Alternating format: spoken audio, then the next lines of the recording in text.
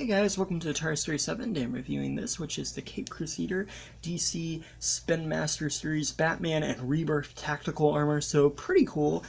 This seems pretty neat. When I saw this online, I actually thought when all of these were first time revealed, I thought this was the coolest looking one out of the bunch. So definitely excited to be reviewing it. It's got the Rebirth logo and the Rebirth name on it. I mean, I honestly don't know if this is actually from the Rebirth comics. I don't think it is. But considering it has the Rebirth name and logo, it might be. But nonetheless, it's very cool. We got a nice clear view of Batman in box. We got DC Rebirth Tactical. We got first edition up there. We got the accessories here, which is pretty cool. We got the, basic stuff on the back. So yeah, to be honest, I've actually really like opening these accessories, just because, there's still a lot of mystery about all of them. I think it's kind of fun to unbox them. I'm not really much for unboxing. I've never really liked unboxing videos. I don't enjoy them or enjoy making them. It's just not something I really like to do, so, that's just me. But I actually have had a lot of fun with these, so that's pretty cool. And, yeah. So the card for this one is Batman fighting Man-Bat. Now, as you can see, I kind of ripped the card there. I wish the cards, that's probably my only complaint, because one, I didn't realize they were cards at first, and two, I just wish they were done a little bit easier so you could remove them, but also not destroy the packaging. So yeah, let's pull this down. Okay, so the first thing is a Bat jetpack, so this is pretty cool. I don't have any of the jetpacks here, or at least not any of the smaller ones. So this is cool. It's got some nice paint to it. It's got some nice lines in there.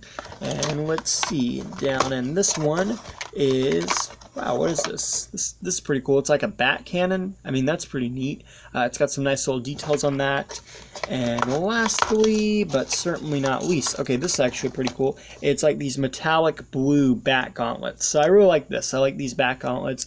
They have some fists. They have some pretty nice sculpt on these. And I can't wait to try them out with the figure. But yeah, let's get them out of the packaging there.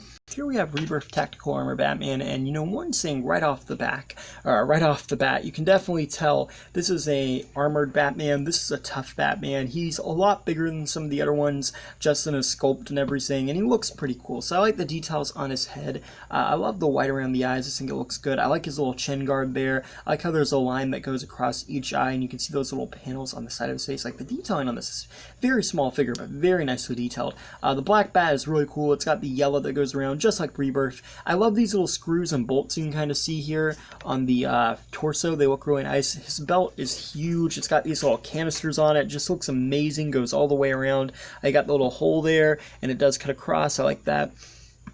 You'll notice it's like the silverish black paint. I love how huge the arms here. I think they look really nice. So definitely looked armored up. It's got some nice detailings on it. You got the free bat wings on the side. The gloves have really nice features as well. And then you can see the silver armor that goes down on the knees. I got some lines in there, and then you got the boots, which are really nice. You got these little wedges on the bottom of them.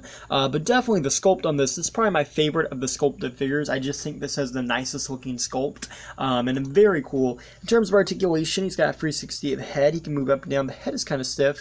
Articulation on this guy's a little stiff, but swings out the shoulder. You got bendability at the elbow and a rotation. It could just be mine though. The legs come forwards, backwards, and outwards. You have a 360 at the thigh, but mine does not want to rotate on either thigh for whatever reason. You have a single joint knee, and that rotates as well. So in terms of articulation, it does have some areas, but for the most part, it is pretty good.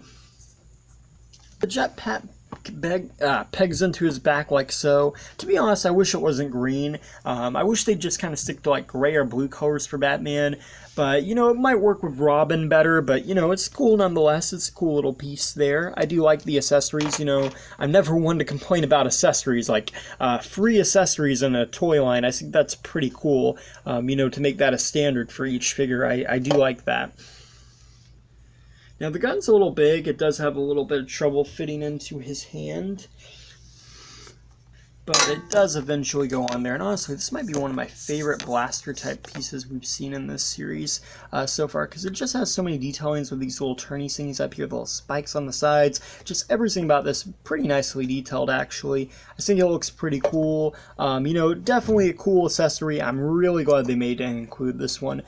Pretty neat. And then lastly, we have the little gauntlets here. So we'll put on this one for the hands. I don't really know how I feel about them like pegging in and him holding the pegs, and that's supposed to be his hand, because that does look a little weird. But at the same time, you know, we've seen it before in a couple different toy lines, so it's not the end of the world. It's just a little different. But yeah, the pegs, it is a little bit harder to get them on the hand on this one. And the way they cut off at the elbow, they aren't going to hinder the articulation that much. But they do look pretty cool. You know, they definitely make it look like this is a Batman that's going out for a fight. And I do like the paint scheme that they used on these. And again, like I said, because of how they did it, it doesn't really cut into the articulation. You can still kind of rotate everything because it cuts off right here. So that's pretty cool. And like I said, I really do like the look of this Batman. I think that's pretty neat.